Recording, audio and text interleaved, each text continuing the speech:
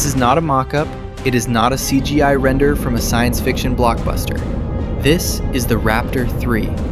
It generates 280 tons of force, enough to lift a fully loaded Boeing 747 vertically off the ground. Yet, look at it. It appears to be nothing more than a hollow, polished shell. There are no wires, there are no external pipes, there is no visible plumbing. To the untrained eye, it looks incomplete. But this simplicity is an illusion. This engine represents the absolute bleeding edge of thermodynamics and metallurgy. To understand how we arrived at this monolithic design, we must first understand why the old ways of reaching space are dead. We have to go back to the soot and the fire.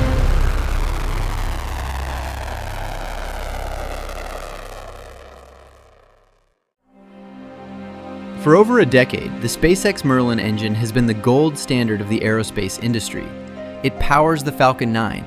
It is reliable, it is reusable, it is dense. But it runs on RP1, which is essentially highly refined kerosene. This is a fatal flaw for the future of our species. Kerosene is a fossil fuel. It leaves behind a thick, sticky residue known as soot. This causes coking, a buildup of carbon crud inside the engine's delicate injectors. You cannot fly to Mars, land, and expect to refuel with kerosene. Mars has no oil fields. Mars has no dinosaurs to turn into fossil fuels. If you fly to the red planet on kerosene, you are not an explorer. You are a permanent resident. To return home, we need a propellant we can manufacture in situ. We need methane. The chemical formula is CH4. It burns clean, leaving almost no residue, which is critical for an engine that needs to fly dozens of times without refurbishment. More importantly, it can be synthesized from the Martian atmosphere. Mars has ice for hydrogen and carbon dioxide for carbon. Through the Sabatier reaction, we can turn the Martian air into rocket fuel. But switching from kerosene to methane isn't like switching your car from diesel to unleaded. Methane is less dense. It requires cryogenic temperatures that shatter standard steel. It demands a total redesign of the combustion physics we have relied on for 60 years. Most rockets, including the mighty Saturn V or the reliable Falcon 9, operate on what is called a gas generator cycle. It is a brute force method. You take a small sip of your fuel and oxidizer, burn it in a pre-burner to spin the turbine pumps, and then you dump that exhaust overboard. It creates that dark, secondary plume you see next to the main engine bell. While reliable, this is incredibly wasteful. It is analogous to driving your car and pouring 5% of your gasoline out the window every single mile just to keep the engine running. On a trip to low Earth orbit, that waste is acceptable. On a mission to Mars, where every gram of mass matters, you cannot afford to waste a single drop. The engineering solution is the full flow staged combustion cycle, or FFSC. In this architecture, nothing is wasted. Two separate turbines are used, one for the fuel, one for the oxygen. All of the propellant flows through these pre-burners to spin the pumps, turning into a high-pressure gas before entering the main chamber. This creates a hyper-efficient, closed-loop system. Before the Raptor, only two engines in history attempted this: the Soviet RD-270 in the 1960s and the American Aerojet IPD in the 2000s. Neither ever flew. The Soviets abandoned it because the metallurgy required to survive the heat simply did not exist. It was considered an engineering impossibility, a paper rocket dream that would melt any metal known to man. The specific nightmare of full-flow staged combustion is the oxygen-rich side. In a standard engine, you run the pre-burners fuel-rich to keep temperatures manageable. But in FFSC, one turbine must run oxygen-rich. Hot, high-pressure gaseous oxygen is terrifying stuff. It is effectively a blowtorch that wants to consume the metal of the engine itself. It turns the turbine blades into fuel. If you have a particle of dust, a smudge of grease, or a slight imperfection in the casting, the oxygen will find it, ignite it, and burn the engine from the inside out in milliseconds. SpaceX had to develop a proprietary superalloy known as SX500, capable of withstanding 800 bar of pressure while glowing white hot, just to prevent the engine from digesting itself. The first attempt to tame this physics was Raptor 1. We first saw it around 2019. In retrospect, it was a mess. Engineers affectionately called it the spaghetti monster. It produced roughly 185 tons of thrust, but look at the complexity. It was covered in a chaotic web of external sensors, fluid lines, and frantic wiring. Every single flange, every seal, and every bolted connection represented a potential failure point. In rocketry, complexity is death. If a single sensor vibrates loose, the flight computer aborts. Raptor 1 proved the chemistry worked, but it was far too fragile to support the rapid reusability required for the colonization of the solar system. Then came the iterative grind. Raptor 2 was the workhorse designed to clean up the mess. They stripped away much of the external plumbing, integrating it closer to the power pack. They widened the throat of the nozzle to push more mass through, increasing thrust to 230 tons. But the price of this power was heat. Raptor 2 struggled immensely with thermal management. During long-duration burns, the chamber walls would erode. The green flash you often saw at the end of early Starship test fires was not a feature. It was the engine eating its own copper lining. They were pushing the thermal limits of the materials, dancing on the edge of a meltdown every time they lit the candle. This brings us to the present, the Raptor 3. This is not just an upgrade, it is a manufacturing revolution. SpaceX realized that bolting parts together was the problem. Seals leak, flanges add weight, bolts shear under vibration. So they stopped building an engine from parts. They started printing it as a monolith. Raptor 3 effectively eliminates the concept of subassemblies. The turbopumps, the injectors, and the main chamber are fused into a singular, welded, and 3D printed structure. They have deleted the plumbing by printing the fluid routes directly inside the walls of the machine. It is the ultimate expression of the philosophy. The best part is no part. Where did the cooling pipes go? They are now integral to the chassis. Using advanced additive manufacturing, the regenerative cooling channels, the vanes that keep the engine from melting, are printed directly within the metal skin of the combustion chamber and nozzle. Think of the veins in your own arm. They are not taped to the surface of your skin. They are woven into the very fabric of your flesh. That is Raptor 3. This integration allows for weight reduction and extreme thermal efficiency, but it introduces a terrifying binary risk profile. You can no longer swap out a bad pipe. The pipe is the wall. The wall is the engine. The result of this integration is thrust density. Raptor 3 pushes approximately 280 tons of thrust, yet, largely due to the removal of flanges and heavy bolted interfaces, it is lighter than both of its predecessors. This engine possesses the highest thrust-to-weight ratio in the history of human engineering. To put this in perspective, the F1 engines on the Saturn V were monsters, but they were heavy, lumbering giants compared to this. Raptor 3 is a sprinter with the strength of a powerlifter. It squeezes more power out of a smaller footprint than anyone thought possible, which is the only way you fit 33 of them onto the bottom of a super heavy booster. To achieve that power density, you need pressure. Immense pressure. Raptor 3 operates at a main chamber pressure of 350 bar. Let's convert that to a human scale. 350 bar is roughly equivalent to the crushing pressure you would feel at the bottom of the ocean, 3.5 kilometers down. It is the depth of the Titanic wreck. Now, imagine taking that crushing ocean weight, containing it inside a metal cylinder with walls only a few millimeters thick, and then filling that cylinder with a controlled explosion hot enough to melt steel. That is the operating environment of the Raptor 3. It is a bomb that we are trying to ride to the stars. Surviving this pressure requires a technique called film cooling.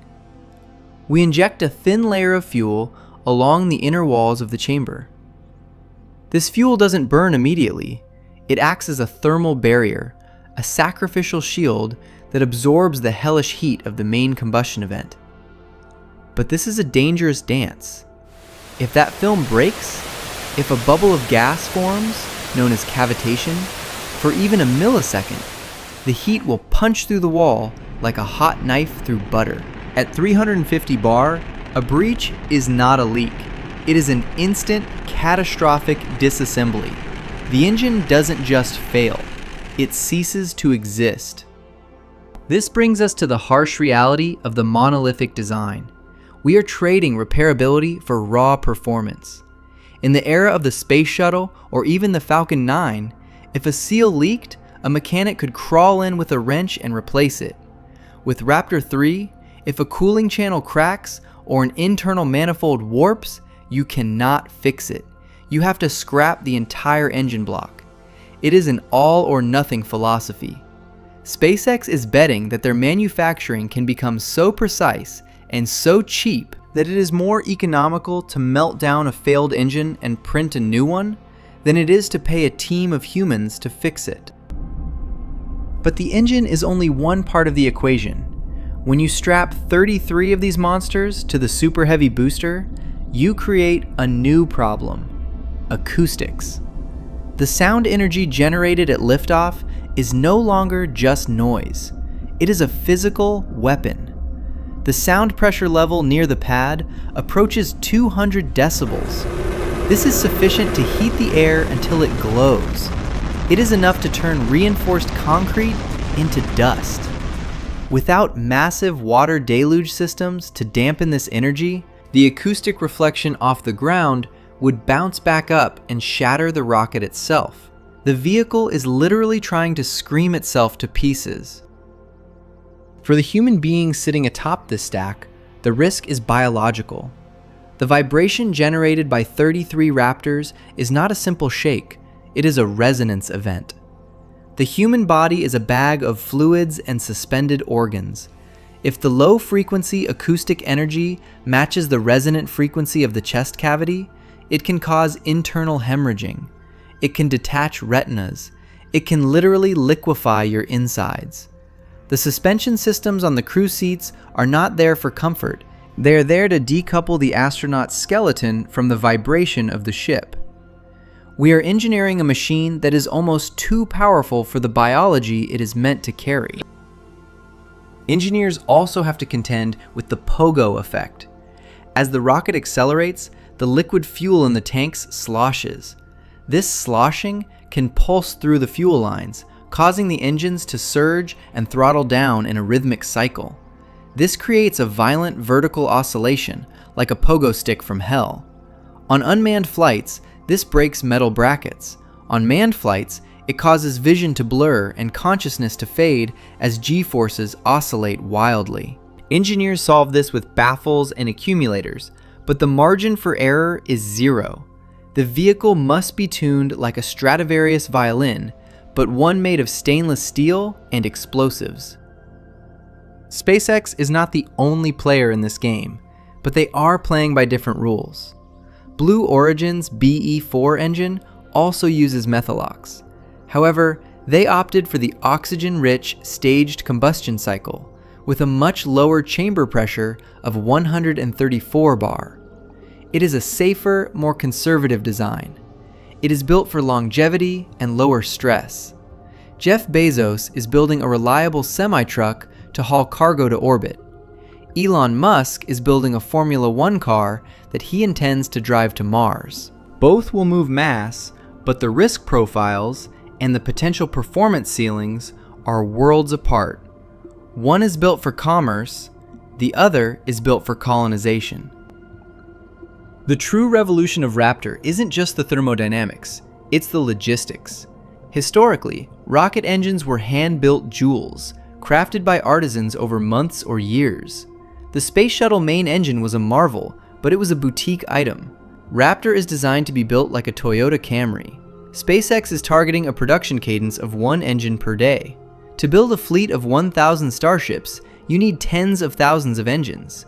You cannot achieve that with white glove assembly. You need an assembly line. You need automation. You need to turn rocket science into a commodity. This industrialization drives the most critical metric of all: cost. The RS-25 engine on the shuttle cost roughly $40 million per unit. Even if you reused it, the refurbishment was astronomical. SpaceX is targeting a unit cost for Raptor of under $250,000. That is cheaper than the engine in some supercars. If they miss this price target, the economics of colonizing Mars collapse. The physics might work, but the accounting is the final boss. If the engines are too expensive, the ticket price to Mars remains in the billions, and humanity stays grounded. The engine also dictates the destination's infrastructure. Because Raptor drinks methalox, we cannot just plant a flag on Mars and leave. We have to build a massive industrial complex. We need to mine thousands of tons of water ice. We need gigawatts of solar power to run the electrolysis. We need to compress and liquefy the gas.